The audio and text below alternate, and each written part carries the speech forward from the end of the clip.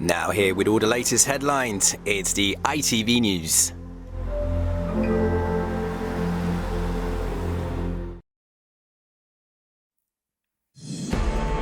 A Christmas of violent crime. 2 people are being questioned over the fatal shooting of a woman outside a pub on Merseyside on Christmas Eve. As detectives in Birmingham hunt a gang who stabbed to death a man on a dance floor on Boxing Day. Also tonight, Strike UK, how the Christmas industrial action on the railways hit passengers. Storm USA, more than 60 have now lost their lives in the blizzard of the century. And in 30 seconds you can turn a boiler flow temperature down here or switch these off there. Change this. The government ad encouraging us all to save energy.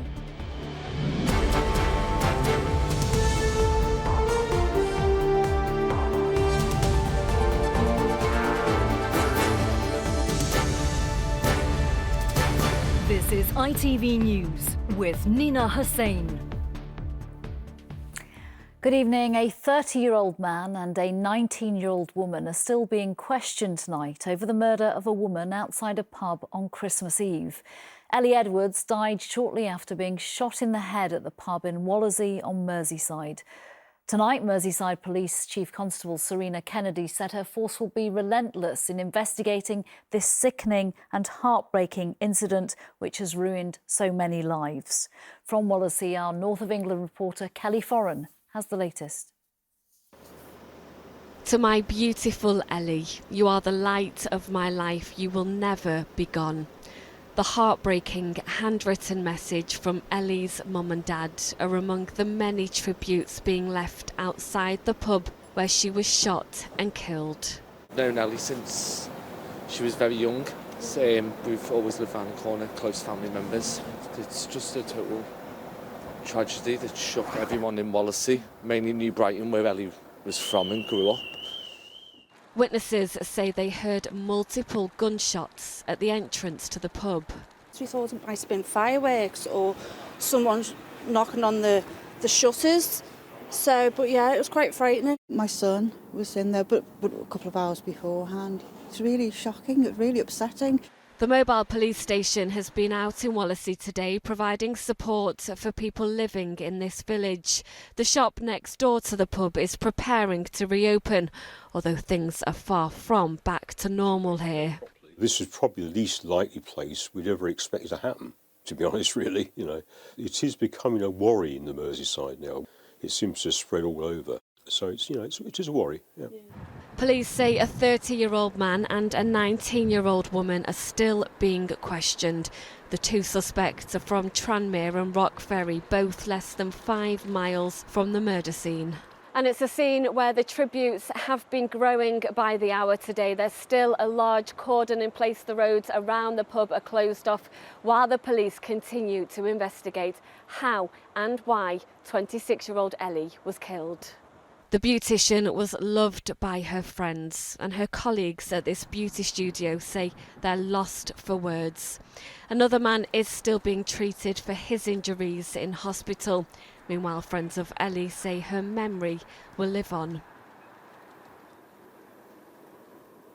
Merseyside police say that since this happened, their officers are working round the clock to disrupt those involved in serious organised crime on the Wirral. They've made 4 further arrests, and the Chief Constable has described those involved in this shooting today as cowards, saying they're using firearms to resolve what they describe as petty and pathetic issues. The police say that they will be relentlessly pursuing those involved in Ellie's murder.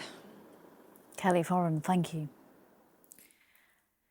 In Birmingham, a 23-year-old man who died after being stabbed on the dance floor of a nightclub has tonight been named as non-league footballer Cody Fisher. His family said in a statement, "They have broken our hearts." Mr Fisher played for teams in Stratford and Bromsgrove. Bromsgrove Sporting said tonight Cody was a friend to many at the club, and we send our deepest condolences to his family and loved ones.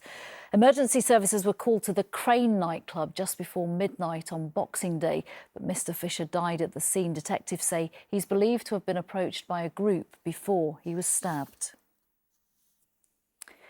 Train passengers are being warned tonight there is more disruption to come despite the latest strike action officially ending this morning. It took several hours for services to return to normal today, and there are more strike dates planned for next week. Joel Hills is at King's Cross Station in London for us this evening. Joel, this is far from an easy festive period for passengers. It's not, and the latest walkout by members of the RMT union who work for Network Rail ended at 6 o'clock this morning, but passengers faced delays, setbacks and frustration for several hours. This was the first train to leave London for Edinburgh this morning.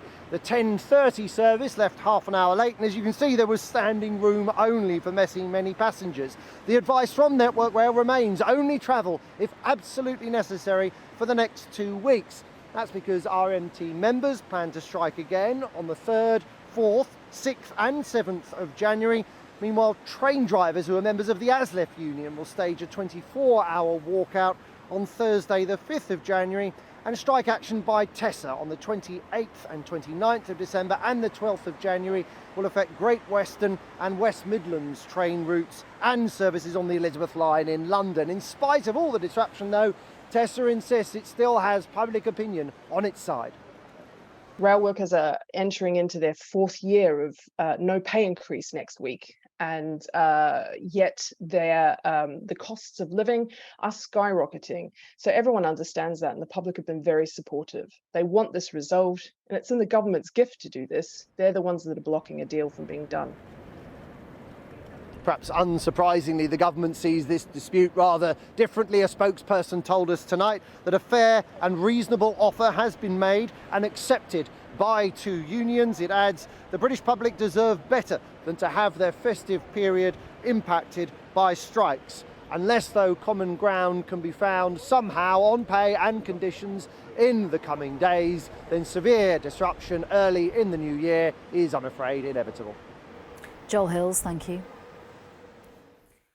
Police are searching for a 13-year-old girl from Basingstoke who has been missing since last week. Lila Jane Lake, the cousin of the Olympic high jumper Morgan Lake, was last seen on Wednesday in Simmons Walk at around 10 p.m.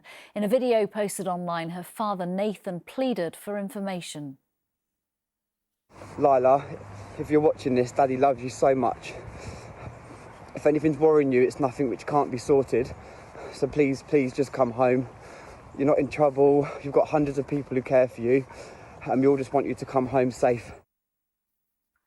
North East Ambulance Service has declared a critical incident for the second time in 9 days. The status means it cannot provide usual critical services because of what it called unprecedented pressure. Several ambulance services across England declared critical incidents last week ahead of strikes and the Christmas period.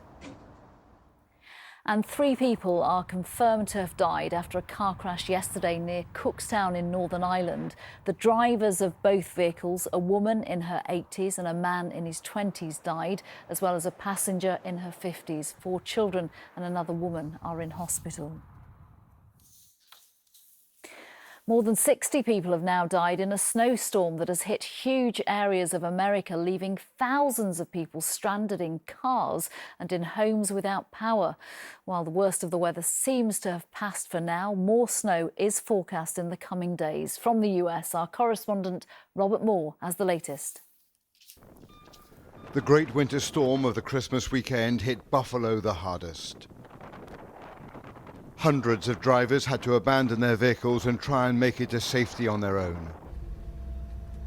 This city in upstate New York is familiar with heavy snowfalls. But this was on a scale not seen for many years.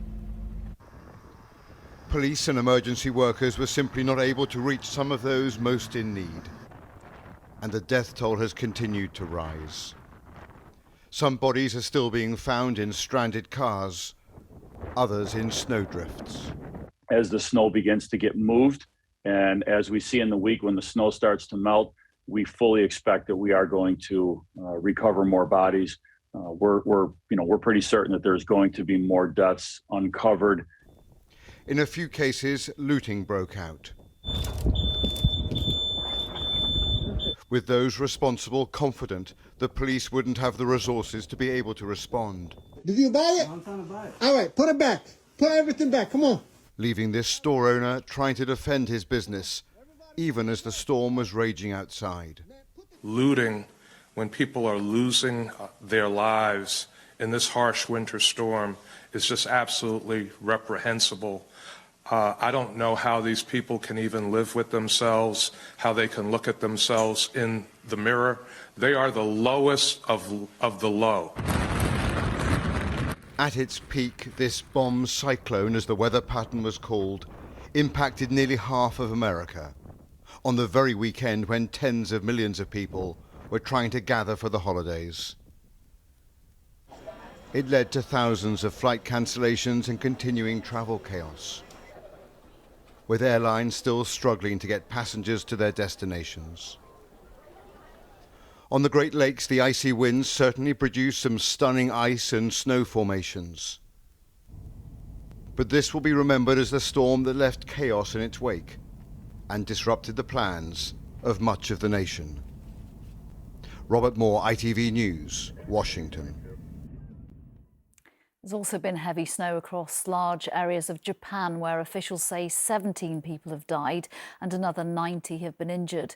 Powerful winter fronts have hit the north coast of the country since last week, stranding hundreds of vehicles on highways and leaving homes without power. And tourists were evacuated from the ancient city of Petra in Jordan after freak rainfall flooded the archaeological site. Social media footage shows water crashing through the UNESCO World Heritage Site and panicked tourists attempting to flee. Nearly 2,000 people had to leave the area. Back here, an £18 million government campaign launched today that tells people that switching off lights could help them save money. The idea was one that was originally blocked by the then Prime Minister Liz Truss. A TV advert says little things all add up, but critics say the money could be better spent on direct help for families who are battling the cost of living crisis. Here's our political reporter, Amy Lewis. This is a 30-second ad. That's not long, but it's long enough to do something that could save you money on your energy bills. As Christmas viewing goes, it might not be the most festive, but this advert could, perhaps, help you become more frugal. Change this, reduce that. The government is spending millions to try and get us to use and spend less on our energy. Definitely turn that off. What? I unplugged that. And they're making every effort to be seen to set an example. This winter, there are a number of different things we can do to lower our bills and keep our homes warmer, like switching off appliances at the wall, reducing the boiler flow temperature, and using low-cost draft protection. This year saw energy bills reach a record high after Russia restricted energy supplies following its invasion of Ukraine. In response, the government introduced its energy price guarantee, which until April caps typical annual household bills at £2,500. But the launch of an £18 million public information campaign was blocked in October by the then Prime Minister Liz Truss, who opposed so-called nanny state intervention. But the ad has finally aired. Telling people to turn down their heating and close off drafts is pretty much common sense. What do you think the government should be doing to help people with their energy bills? Well, the government should have been further ahead with making sure that we are energy secure in this country. They should have been insulating homes, had a far-reaching home insulation programme. They should have had targeted help with warm homes discounts. I'll close all of these at night. With many facing rising bills again next year, critics argue the government should be using its energy and money elsewhere. Amy Lewis, ITV News. And finally, how about this for an unexpected moment on a cricket field? Let's have a look at this, Flem. Here it comes the camera. Nortje walking quietly to his spot. Bang!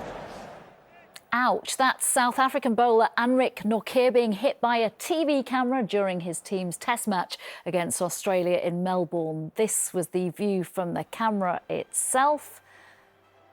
Luckily, Nortje wasn't seriously hurt and the broadcaster later apologised. I'll be back at 10. Until then, bye-bye.